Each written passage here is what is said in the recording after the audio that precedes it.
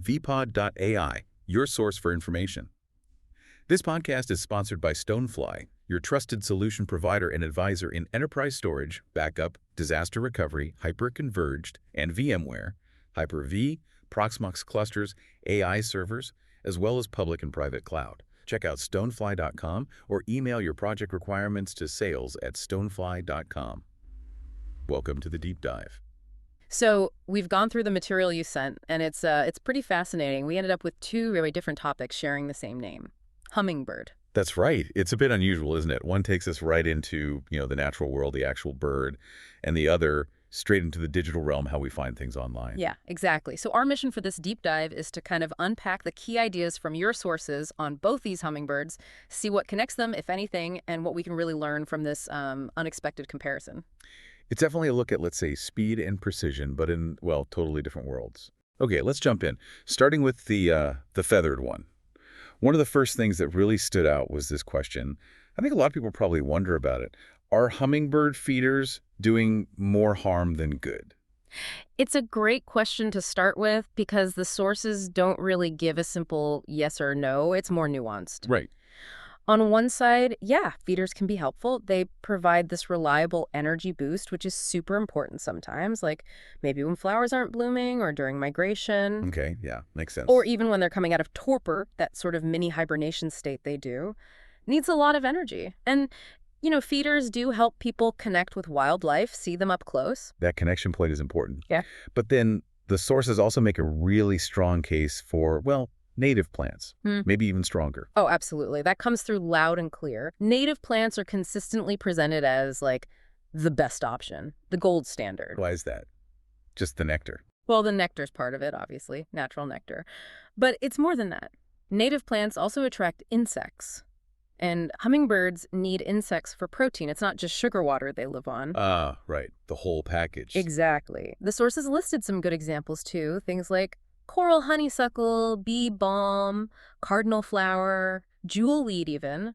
A mix of those gives them food throughout the season. So native plants are like setting the whole table, and feeders are maybe just dessert. That's a good way to put it, yeah. Some sources do suggest feeders can be a useful adjunct, helping out when there's a gap between blooms or maybe during really busy times. A supplement, like you said. Okay, but here's the big but, right? The thing that kept popping up as a serious risk if you don't do it properly, feeder hygiene. Yeah, this is the crucial bit. The sources are pretty direct about it. If a feeder isn't clean, it can be really harmful, even deadly. Deadly? Wow. Yeah, that sugar water spoils fast, especially when it's warm. And then you get bacteria, fungus, all sorts of nasty stuff growing in there. And the sources mentioned specific problems this causes for the birds. They did. Fungal infections, like Candida, were mentioned specifically. It can make their tongues swell up so badly they can't retract them properly. Oh, gosh. So they can't feed. Exactly. Risk of starvation. Plus, feeders bring lots of birds together in one spot, so diseases can spread more easily. Things like salmonellosis, mycoplasmosis, a whole list. One source was very firm. Basically, don't use artificial food or water if you can't keep it impeccably clean because of that disease risk. So it's not the feeder itself that's the villain, necessarily. It's more about how we use them, user error. That seems to be the consensus, yeah. People just not cleaning them often enough or refilling them properly. There was a slight hint that maybe birds can taste if nectar's gone bad and avoid it, but you wouldn't want to count on that. Definitely not. Okay, so for people who are committed, what does good hygiene actually involve, according to the sources? Let's get specific. Right. The recipe is pretty standard. 1 part refined white sugar to 4 parts drinking water. Just plain white table sugar. Not brown sugar or honey or anything. No, absolutely not. The sources were very clear on this. Turbinado, raw sugar, they contain molasses, and apparently molasses is toxic to hummingbirds. One source specifically mentioned that the Hummingbird Society says this. So just plain white sugar, dissolve it fully, heat helps, then cool it completely before filling the feeder. Okay, white sugar, 4 parts water. Got it. How often to change it? This seems key. It really is. The recommendation is generally every 2 to 3 days. But if it's hot out or, during peak season when tons of birds are visiting, it might need changing daily. Daily? Yeah, maybe even twice daily if they're emptying it fast. And critically, you need to clean the feeder every time you refill it. Not just rinse, but clean. Maybe in really cool weather, you could stretch it to once or twice a week, but daily or every other day is much safer. And how do you clean it? Just soap and water? Hot water is usually fine for regular cleaning. But if it looks cloudy or you see any black mold specks or if it smells off, then you need a better scrub. A mix of vinegar and water or hydrogen peroxide and a good brush. Then rinse really, really well. And this is important too. Let it dry completely before you refill it. Stops bacteria from getting a head start. Okay. There was a great analogy in one source. If you wouldn't leave your drink sitting out in the sun for 3 days and then drink it, don't do it for hummingbirds. That really puts it in perspective. Simple but effective. Now, feeders aside, the sources also touched on bigger threats facing hummingbirds, right? Yes, absolutely. Feeders are just one small part of their interaction with us. Habitat loss is huge. Urban sprawl, clearing natural areas. It removes the native plants they need. One source even pointed out how some urban landscape projects can actually wipe out essential food sources. And climate change is playing a role too. It seems so. It can mess with when flowers bloom, so the birds might arrive during migration and the flowers they expect aren't ready yet. Or maybe they're already finished. It also shifts their ranges, where they can live. And pesticides. There was some specific information on that, which sounded quite alarming. Yeah, this was concerning. Neonicotinoid insecticides chemicals like imidacloprid were highlighted.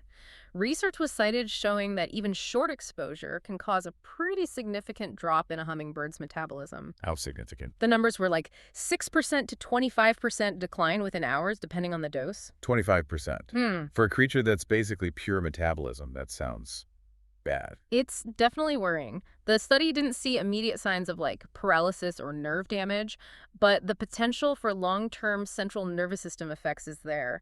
And even if it doesn't poison them directly, if their metabolism dips that much, they might just stop foraging for a bit. Which could be disastrous. Exactly. The source called it a potential energetic crisis. And it made the point that these are the same pesticides often implicated in harming bees and other insect pollinators. So the impact ripples through the ecosystem. Wow. Okay. So the world of the actual bird hummingbird is complex. Delicate balance, lots of risks, requires real care from us. It really does. Awareness and careful action seem key. Right. Okay, let's switch gears. Okay. Because the sources gave us this other hummingbird, not biological, but digital. Google Hummingbird. Yes. Quite a shift, isn't it? This was the code name for a really major change to Google search back in 2013. And the name, was that intentional? The speed and precision connection. Oh, absolutely deliberate. They chose it specifically to evoke the speed and accuracy of the bird, applying it to how the search engine understood and answered queries. So what was the big change? What did this digital hummingbird actually do? Well, before Hummingbird, Google search was largely about matching keywords.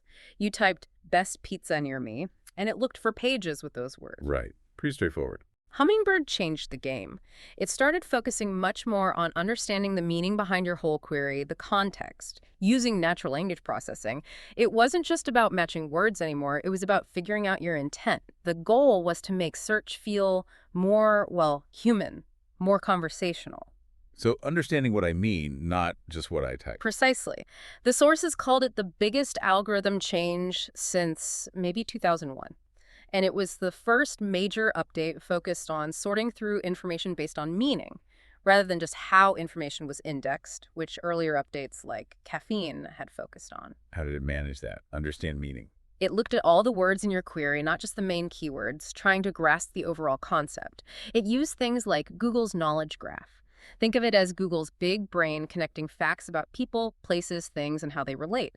This helped it understand relationships between words and concepts. Right. So it could match the meaning of your search to pages that discussed that concept, even if they didn't use your exact search terms. That must have really shaken things up for websites and SEO people, right? Search engine optimization. Oh, massively. A huge impact. It really pushed content creators away from just stuffing keywords onto a page.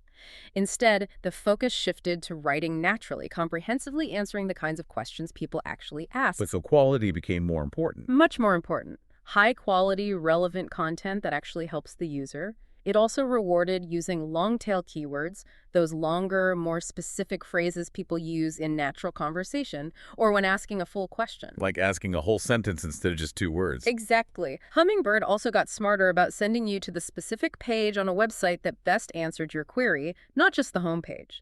It understood synonyms better. Technical things like good site structure, clear titles, those still matter, of course, helping Google understand the content. But the quality and relevance of the content itself became paramount. Is Hummingbird still relevant now, years later?